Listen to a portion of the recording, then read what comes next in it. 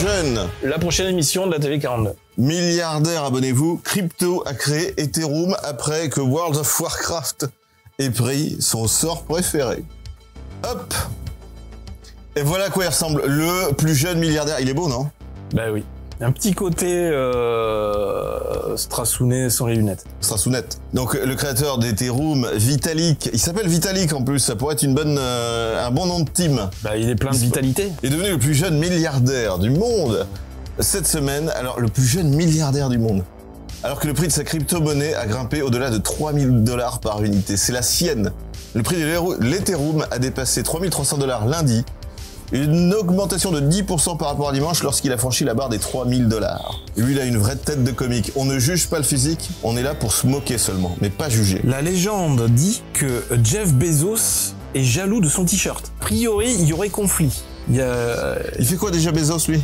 Ah bah, c'est le PDG de Amazon. Ah oui, Amazon, j'oublie à chaque fois. Et de Twitch. Oui. Parce qu'à chaque fois, j'entends Bezos, je pense à autre chose. C'est le milliardaire qui a dépassé Elon Musk. Je me dis, chaque fois que j'entends Bezos, je me dis, tout de suite, tu veux pas attendre ce soir? Bref, Bezos. On est sur le live espagnol. No habla espagnol. ¿Qué pasó? Le prix total des investissements dans Ethereum a atteint environ 380 milliards $. La deuxième plus grande évaluation de toute crypto-monnaie après le Bitcoin, qui se situait à environ 1,1 billion $ lundi après-midi. Ce chiffre a dépassé la capitalisation boursière totale de Bank of America à 350 milliards $, et a plus que doublé la capitalisation boursière de Wells Fargo qui s'élevait à un peu moins de 180 milliards $. Bienvenue sur la chaîne de l'argent. This is the Bank of America. On aime l'argent ici. The Bank of America. La valeur d'Ethereum a plus que quadruplé depuis le 1er janvier alors qu'elle ne s'élevait qu'à 730 $. Nul. Mais ouais, mais je l'ai vu passer depuis quelques jours que effectivement l'Ethereum est en train de monter. Je l'avais dit ou je l'avais pas dit? C'est en train de tirer le marché vers le haut. Souvenez-vous, souviens-toi. Le Bitcoin c'est has-been. Ah oui, maintenant c'est l'Ethereum dans ton cul. L'Ethereum. tu as un Ethereum? Prends un Dafalgor. Un Dafalgoum. Prochaine crypto-monnaie, les amis, je vous préviens. À venir prochainement le Dafalgoum. Oh, ce matin, je me suis réveillé avec un Ethereum, putain. Prends un mouchoir. Je tousse des blockchains. Allez, bien. Je vous l'avais dit. Je vous avais dit. Et je me souviens avoir même dit que je ne pouvais pas vous le prouver. C'est-à-dire qu'en février, effectivement, il y a eu une explosion de l'achat. Où ça? Des bitcoins. Ah, d'accord. Enfin, des blockchains. L'explosion virtuelle. Exactement. Et que du coup, il y a eu un énorme achat, et ce qui a fait gonfler les prix, notamment l'Ethereum. Ah oui, Cortana nous fait une suggestion intéressante, le Doliprane. Là aussi, une crypto-monnaie qui a des chances d'exploser. Pour l'Anus Coin. Voilà, d'exploser l'anus du marché. L'Anus Coin va exploser. C'est pas con, hein, franchement, c'est à travailler. C'est exactement comme le Dogecoin, qui est un mème. Ah oui, c'est un mème. Ouais. Les mecs, ils ont fait exploser le Dogecoin juste par humour. C'est ça. Et le Doliprane. C'est en train de retomber d'ailleurs. Je pense qu'il va se passer la même chose avec le Dolipranus. Donc Cortana, vas-y, dépose le truc, protège-le. Et lance-toi. Lance-toi. Buterin, un programmeur russo-canadien de 27 ans. Buterin. A révélé qu'il avait été inspiré pour voyager sur la route qui a conduit à Ethereum lorsque le développeur de logiciel Blizzard a supprimé un composant de son sort préféré sur World of Warcraft. Kawa. Mais oui. Kawa. C'est un sort. Un jeu multijoueur en ligne. Kawa.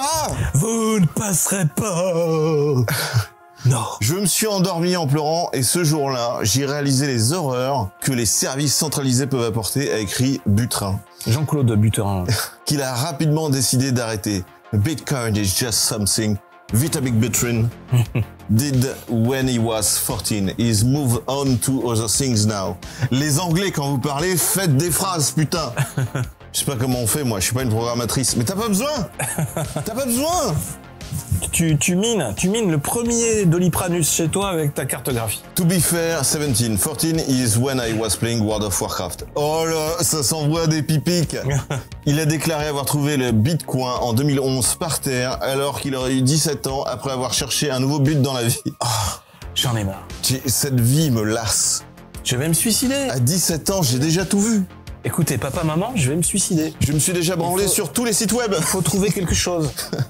Le sexe ne m'intéresse plus. Je n'en peux plus. Ethereum sert de base à des centaines de devises numériques supplémentaires. Le portefeuille public de Buterin pour Ethereum contenait un peu plus de 1,1 million. Putain, il me tarde que mon compte Coinbase soit comme ça. 1 milliard de dollars, le mec.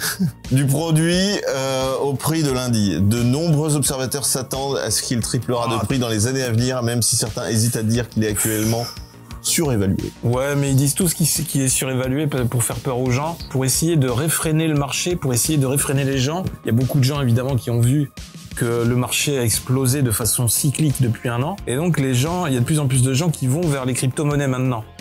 Et donc, on voit de plus en plus d'articles actuellement qui sont postés même par des financiers, des traders traditionnels, ou même des banques, pour dire aux gens, attendez, c'est largement surévalué, c'est une bulle, ça va exploser, n'investissez pas là-dedans. Ils essayent de faire peur aux gens pour les garder, pour que les gens gardent des comptes dans les banques. Ils gagnent de l'argent à prendre sur nos économies dans les comptes bancaires qui ne rapportent rien. Donc il faut en être conscient de ça. On n'oublie pas. Regarde ce commentaire, je le trouve vachement intéressant. Est-ce que vous imaginez, il y a 30 ans, lire des histoires à propos de billionnaires qui sont devenus riches en inventant et en partageant de l'argent qu'ils ont inventé eux-mêmes, qu'ils ont imprimé eux-mêmes. Donc c'est vrai que c'est quelque part, le mec est devenu riche. Mais c'est même pas imprimé. Oui, c'est ça. Le pire, c'est que c'est du vent. Mais je veux dire, si tu le compares à la fausse monnaie, c'est un peu ça en fait. Ouais. C'est-à-dire que tu deviens riche aujourd'hui légalement en créant de la fausse monnaie, c'est-à-dire de la monnaie qui n'existe pas quelque part. Salut. Et tu deviens riche là-dessus. Il est billionnaire et c'est légal et il n'y a pas de problème et tout le monde est d'accord. Mais là où c'est fort, c'est qu'il y a l'inventeur, je crois que c'est un japonais au départ, qui a créé les premiers bitcoins en tant que crypto-monnaie. Attention, nous rentrons dans 42% de vraies infos. Qui a créé le concept même de la crypto-monnaie et qui a su, au fil des années, créer la hype, créer l'intérêt des gens pour les faire venir vers ça. La hype coin. Le rendre tendance pour que les gens investissent là-dedans.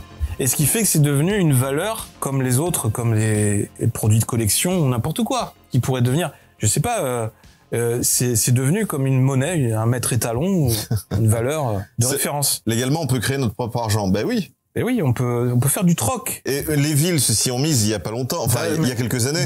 Et au final, on n'entend plus parler de ça. Il y a 2 ou 3 ans, t'avais dans les grandes villes, t'avais des mouvements bio ou écolo qui créaient leur propre monnaie d'échange qui s'appelait les grains de sel ou je sais pas quoi. Voilà, les pêches, les fraises. Alors ça, c'est du troc, c'est-à-dire ils échangeaient des fruits ou des légumes contre des services. Mais quelque part, c'est la même chose. Et ils avaient créé un système aussi de grains de sel, ça s'appelait des grains de sel, ou c'est-à-dire je sais pas comment ils quantifiaient, ou comment ils le matérialisaient avec des grains de sel, ou je ne sais pas, ou un doigt dans ton cul, je ne sais pas. Moi, je vais créer une monnaie qui va s'appeler les Mickey. Je paye en Mickey. Tiens.